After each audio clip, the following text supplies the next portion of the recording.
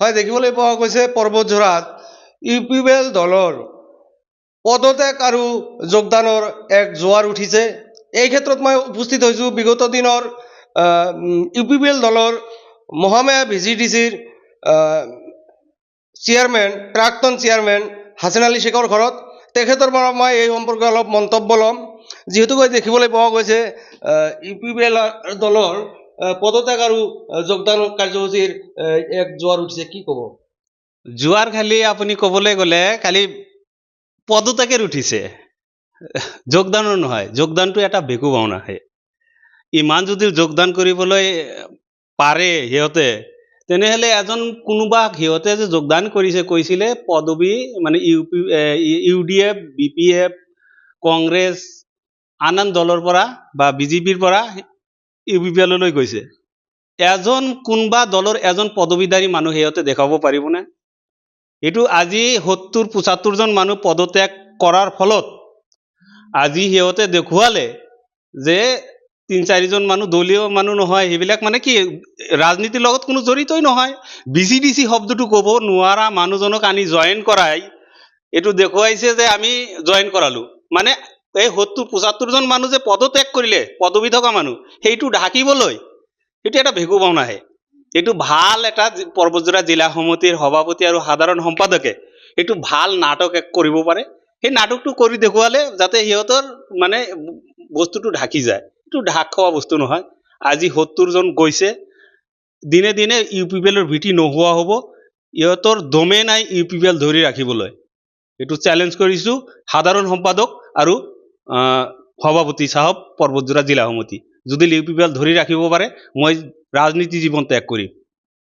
দেখিবলৈ পোৱা গৈছে যে আবেলিমানত পদত্যাগ কৰিলে 75 জন ব্যক্তিয়ে, যিহেতুকৈ ইউপিপিএল দলৰ মানে কৰ্মকৰ্তা বিশিষ্ট ব্যক্তিয়ে পদত্যাগ কৰিলে, কিন্তু সন্ধিয়াৰ আগত আকৌ ছ'চিয়েল মিডিয়াত প্ৰচাৰ হৈ আছে যে ইউপিপিএল দলত আকৌ যোগদান কাৰ্যসূচী ইতিমধ্যে আৰম্ভ কৰিছে, কি ক'ব? এইটো পদত্যাগ লৈ 2জনমান মানুহ মাতি লৈ আহি এইটো বাটৰে গৈ আছিল, তাক মাতি লৈ যাই যোগদান কৰালে সেইটো যোগদান বুলি কয় নেকি? সেইটো কোনটো দলৰ পৰা আহিছে? সেইটো দলটো ক'ব পাৰিব না যে অমুক দলৰ পৰা আহিছোঁ মই, অমুক পদবী মোৰ আছিলে, ক'ব পাৰিব জানো? যিহেতুকৈ পদত্যাগ কৰিলে, এই পদত্যাগ কৰাৰ ৰহস্য কি? পদত্যাগ কৰাৰ ৰহস্যই জিলা সমিতিৰ মানে পৰ্বতজোৰা জিলা সমিতিৰ সম্পাদক আৰু সভাপতিৰ নীতি আদৰ্শ আমি ভাল পোৱা নাই, সেইকাৰণে আমি পদত্যাগ কৰিছোঁ। যিহেতুকৈ দেখিবলৈ পোৱা গৈছে সমাগত MCLA নিৰ্বাচন মাত্ৰ কেইখন মাহ বাকী আছে, কিন্তু আপোনালোকে ইতিমধ্যে মহামায়া ভিজিডিচিৰ ৭৫ জন কৰ্মকৰ্তাই পদত্যাগ কৰিলে, নিশ্চয়কৈ ইয়াৰ আৰু ৰহস্য আছে। ৰহস্য এটাই, মানে ইহঁতৰ নীতি নিয়ম ভাল লগা নাই আৰু সিহঁতৰ লগত থাকিলে, সিহঁতৰ লগত যদি এই যেনেকুৱা দল চলাই আছে এই দল এনেকুৱা চলি থাকিলে মানে হাৰাটোতো খাটাং মানে কয় নম্বৰত থাকিব সেইটো মানে সংখ্যা ক'ব নোৱাৰি। এই তেখেতৰ লগত থাকি আমাৰ সন্মানটো আমি মানে নষ্ট কৰিব বিচৰা নাই, সেইকাৰণে আমি আগতীয়াকৈ পদত্যাগ কৰিলোঁ। যিহেতুকৈ সমাগত MCLA নিৰ্বাচন, এই ইউপিপিএল দলৰ ভেটি কিমান শক্তিশালী আছে? শক্তিশালী 0 আছে। এতিয়া ক'বলৈ গ'লে সিন্ডিকেট চলাই আছে, 2-4 জন চেয়াৰমেন যোনটো জেনাৰেল এৰিয়াত প্লেন এৰিয়াত আছে তেখেতক দি মানে পইচা উঠাই আছে আৰু ডিষ্ট্ৰিক্ট ছেক্ৰেটাৰী আৰু প্ৰেচিডেণ্টৰ পকেটত সোমাই আছে। সেইখিনি পইচা ক'ৰ পৰা কোনে উঠায়, কেনেকৈ উঠায়? ডাইৰেক্ট পইচা চেয়াৰমেনে কালেকশ্যন কৰি আছে, চেয়াৰমেনে মেম্বাৰক দি কালেকশ্যন কৰি আছে, ৰাইজক কিছুমান ওয়াৰ্কাৰক দি কালেকশ্যন কৰি আছে। এইটো প্ৰমাণ আছে মোৰ হাতত, লাগিলে দি দিম। কিহৰ পইচা কালেকশ্যন কৰি? টিনৰ নামত 5,000, ঘৰৰ নামত 5,000, IOI ঘৰৰ নামত যিটো আৱাজ প্লাছ বৰ্তমান চলি আছে সেইবিলাকৰ নামত 5,000 কৈ, লেট্ৰিন দেৱাৰ নামত 1,000 কৈ। এইখিনি পইচা মই যেতিয়া চেয়াৰমেন আছিলোঁ মোৰ পৰাও বিচাৰিছিলে, মই দিব পৰা নাই কাৰণে মোৰ চেয়াৰমেনটো কাটি দিলে। এতিয়া যেজনক চেয়াৰমেন দিছে পইচা উঠাই আছে, প্ৰমাণ আছে, লাগিলে মই দি দিম। আপুনি ক'ব খোজে নেকি ডিষ্ট্ৰিক্ট কমিটিৰ পৰা পইচা ধনৰ হেঁচা দিয়াৰ কাৰণে আপোনাক দিব পৰা নাই, সেই ক্ষেত্ৰত আপোনাক চেয়াৰমেনশ্বিপ কৰ্তন? নাই, এইটোতো সঁচা কথাই। মোৰ ওপৰত পইচা বিচাৰি আছিলে, মাজে আহি আছিলে, কৈ আছিলে যে পইচা লাগিব, অমুক দিন ইমান 1,000 দিব লাগিব, অমুক দিন 2 লাখ দিব লাগিব।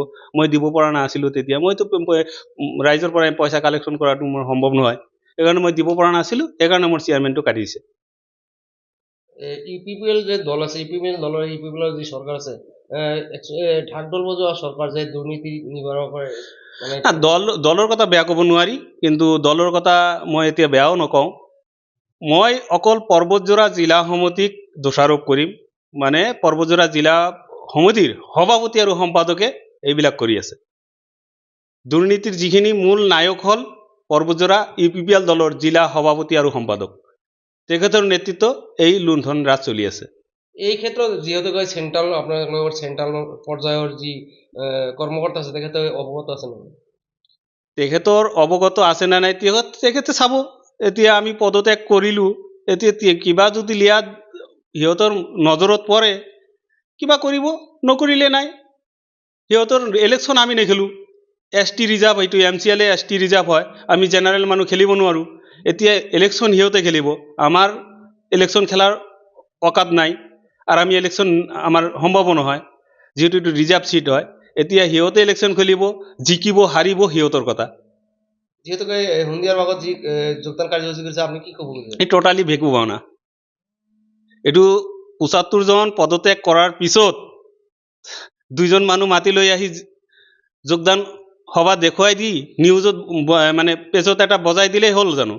কোনটো দলৰ পৰা আহিলে, কোন পদবীৰ পৰা আহিলে, কোনটো পদত্যাগ কৰি আহিলে, বা কোনটো দলে এই মানুহজনক হেৰি দিছিলে, পদবী দিছিলে, অলপ ক'ব পাৰিবনে যে অমুক দলৰ পৰা আহিছোঁ বুলি, অমুক পদত আছিলোঁ বুলি ক'ব পাৰিব?